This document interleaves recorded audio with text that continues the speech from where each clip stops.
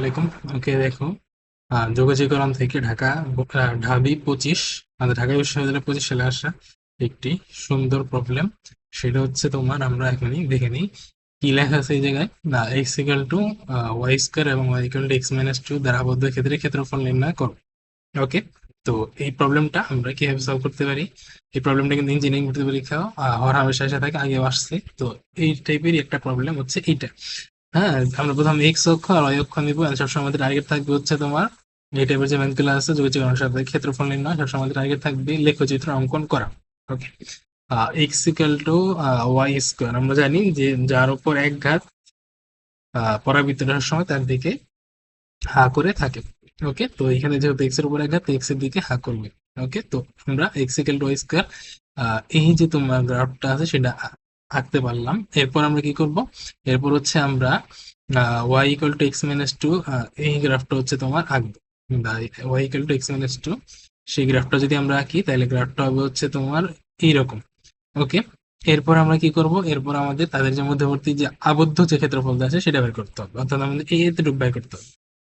ওকে, আচ্ছা, এইখানে একটা জিনিস সেখানে একটু খেয়াল করো, এই অক্ষরটা কিন্তু আবার এক্স এর যে এতটুকু সেটাও কিন্তু এক্স এর এক্স অক্ষের নিচেও কিন্তু আছে, অর্থাৎ আমরা যদি এক্স এর সাপেক্ষে করতে যাই তাহলে কিন্তু এইখানে করতে গেলে আমাদের ঝামেলা হবে, অর্থাৎ এতটুকু অংশ, এই যে তোমার এতটুকু অংশ আছে সেটা কিন্তু বাদ পড়ে যাবে।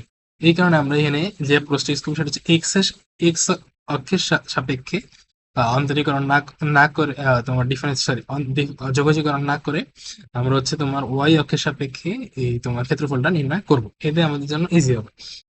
ওকে, তো এইখানে আমরা কি করলাম? ডেল্টা ক্ষেত্রফল ইকুয়াল টু, প্রথমে আমরা কি করলাম, তাদের যে ছেদবিন্দু আছে সেটা বের করলাম, যেহেতু ওয়াই অক্ষের সাপেক্ষে করবো তাই ওয়াই অক্ষের ছেদবিন্দু গুলো বের করলে এনাফ। কি করলাম? X equal to y square, তো আরেকটা কি দেওয়া ছিল, y equal to x minus two, তো ওই মানটা এখানে বসাইলাম।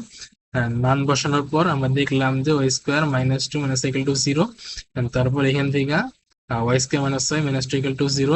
এরপর হচ্ছে আমরা এখানে তোমার মিডল টার্ম করার পর আমরা পাইলাম y equal to minus one, অর্থাৎ দুইটা ছেদবিন্দু পেলাম, একটা হচ্ছে মাইনাস ওয়ান, একটা হচ্ছে দুই, তার মানে মাইনাস ওয়ান থেকে টু। তো ওয়াই কি হবে? ওয়াই হচ্ছে তোমার এই দিকে, আমরা ওয়াই অক্ষের সাপেক্ষে করলে y right minus y left. Y right কোনটা? ওয়াই রাইট হচ্ছে তোমার এইটা। আর ওয়াই লেফট কোনটা? ওয়াই লেফট হচ্ছে তোমার এইটা। ওকে, এইখান থেকে যদি আমরা এটা বিয়োগ করতে পারি তাহলে আমরা আবদ্ধ ক্ষেত্রের ক্ষেত্রফলটা পাবো। ওকে, ওয়াই রাইট কোনটা? ওয়াই প্লাস টু, যেটা অর্থাৎ এই যে এইটা। ওকে, আর ওয়াই লেফট কোনটা? ওয়াই লেফট হচ্ছে তোমার এই যে এইটা। ওকে, রাইট অংশ থেকে লেফট অংশটা বাদ দিয়ে দিলাম। এইখানে আমরা হচ্ছে তোমার কোনখান থেকে কোনখান পর্যন্ত আমরা হচ্ছে তোমার ইন্টিগ্রেশন করলাম, মাইনাস ওয়ান থেকে টু পর্যন্ত। তো এরপর আমরা হচ্ছে তোমার স্বাভাবিক ক্যালকুলেশনে আসলাম, ক্যালকুলেশন করার পর আমরা অ্যান্সারটা পেলাম হচ্ছে 9/2। ওকে, আশা করা যায় তোমরা সবাই ম্যাথটা বুঝতে পারছো।